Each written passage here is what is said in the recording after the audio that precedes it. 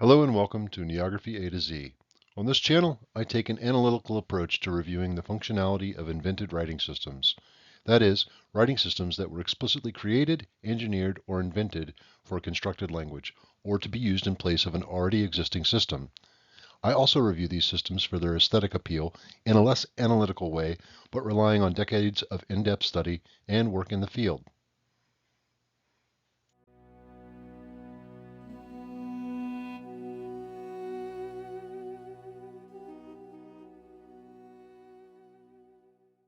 The development for the film Arrival included Patrice Vermette and Martine Bertrand, a husband and wife team of production designers creating a visual representation of the Heptapod B language. This review will include a brief discussion of linguistic theories that are widely in dispute, as well as relevant terminology that seems to be used without a full understanding or comprehension of how it tends to be used in linguistics and especially orthographic studies. Okay, let's be as clear as we can be about this. This is not a writing system in any meaningful way. This movie was clearly made for the entertainment of the masses, and while it's emotionally evocative, it is definitely not academically accurate. It's art that is explicitly designed to accompany a dramatic story, a story that fundamentally does not rely on linguistic accuracy or realism. It was also designed by an artist, and the linguist that was consulted primarily was tasked with analyzing the symbols rather than contributing to their design or functionality. Keeping that in mind, this review will focus on the the logographs, and how they supposedly function. Now we'll take a look at functionality. While discussing the way this script is meant to work, we should be clear about the terminology. In the book, Stories of Your Life, on which the film Arrival is based, the symbols produced by the heptapods are referred to as spectrographs. This is only important as it shows the drastic changes made to the concepts from the print version to the visual medium of film, and it is reminiscent of the colored communication cubes used in Close Encounters of the Third Kind. A spectrograph is far and away a different thing than ink expelled by the heptapods. In the book and in the film, the term nonlinear is used to describe the symbols used by the heptapods. The Wikipedia page and the section about how the book describes the symbols, they are described as not written in a linear fashion. And then almost immediately it says, semagrams begin with a single continuous line. Setting aside that this conflates the term semagram with logograph, it completely misinterprets the idea of what nonlinear means when discussing orthography. In the film, the symbols used are called logographs, when that seems to ignore the full sentences that are represented in the film. And that is very much not what a logograph or logogram does. Linearity is not binary, meaning that most writing consists of lines to one degree or another. But to be quote-unquote nonlinear, a script needs to use no or almost no lines. Basically, all writing is linear in a very general sense. A few examples of systems towards the nonlinear end of the spectrum would be Braille. Morse code, as a system of spelling or general communication, is also on the nonlinear side of the spectrum. And all manual alphabets of various sign languages are very much nonlinear. Just to be clear, a circle is very much a line, i.e. linear. It also needs to be said that a circle very much has a beginning and an end, regardless of belief to the contrary, even when it's pooped out of an alien's foot. This screen grab is while the main character Louise is trying to communicate with the heptapods. By the way, I stole this from Language and Film's review of the movie, shamelessly so. A link to his video is in the description of this one. My reasoning is simple, because it shows that the heptapods supposedly had symbols for tomorrow and for now. But why would a language that is meant to view time holistically or non-linearly need those words? The notion that Heptapod B functions in a nonlinear fashion and that it changes the way Louise's way of thinking is not novel, and it is in fact based on the contested theory of linguistic relativity.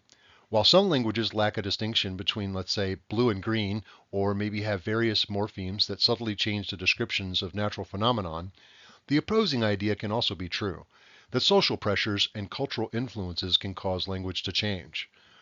Perhaps more important than nuanced analysis of linguistic theory is that a writing system is not a language, nor is the inverse remotely true. The fact that I am writing this video using the descendant symbols of Egyptian hieroglyphs while having absolutely minimal knowledge of the ancient Egyptian language, its grammar or vocabulary, is demonstrative of that alone. The film hints at a systematic analysis of the symbols to facilitate communication with the heptapods. However, outside of the film, this analysis falls apart due to independent words being placed anywhere on a circle inside a sentence or phrase. Multiple attempts to analyze symbols for meaning have resulted in inconsistent and problematic correspondences, and much of this analysis has demonstrated ambiguity fading with context. In fact, careful analysis shows that similar coffee stains, symbols, were used across words, meaning that the pieces of the logograms were recycled with divergent and differing meanings. Now we'll go over the aesthetics. I'm not trying to be disparaging of art, or of creativity, or even of theory, but this is bad. These beings who have mastered space and supposedly time have no way to communicate any better than a cephalopod. At some point, the suspension of disbelief gives way to pure skepticism, or at the very least, critical thinking. Call me a skeptic, but I think they could have done a much better job, and the audience would have never known the difference. The main purpose of these quote-unquote logographs seems to have been visual consistency over semantic consistency. It's also important to note that when the heptapods spew their goo, it's three-dimensional, so why then do the humans use a tablet or paper to try to recreate these symbols in only 2 dimensions? It's simply just not thought out very well. Despite there being no more than 100 supposed logographs in this horrifically designed system, there are folks in the real world who seem to hope to communicate with 30-foot tall aliens, at least maybe someday. These permanent tattoos are evidence that no matter how poorly you explain your creation, if you do it with enough style and obscure vocabulary, people will commit to it with unabashed loyalty. Now, if your tattoo hasn't set you back too far, you can spring for the Heptapod Handbook for a measly $270 with a section on quote-unquote how to give meaning to nonlinear time. Or you could just send me your money and I'll tell you that that's exactly how time works. It cannot be anything except linear. If you're a fan of English words disguised as ink blots, this script is perfect for you. If you really think that learning a new language can somehow give you the ability to see the future or time travel, then I really don't know what to tell you. I'm giving Heptapod B 1 out of 5 for functionality and 1 out of 5 for aesthetics. I think I've made my feelings pretty clear in this video, but I also think that the philosophical questions raised in the film are interesting. I just honestly wish they had put way more effort into giving us something more realistic or believable for those spacefaring aliens that were supposed to be saving us from ourselves.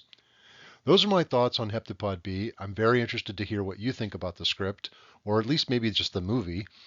Next time, we will be discussing Ithquil by John Quijada, so be sure to click the bell button to be notified when the next episode is posted. Please be sure to like, share, and subscribe. I very much appreciate your time and thank you for watching.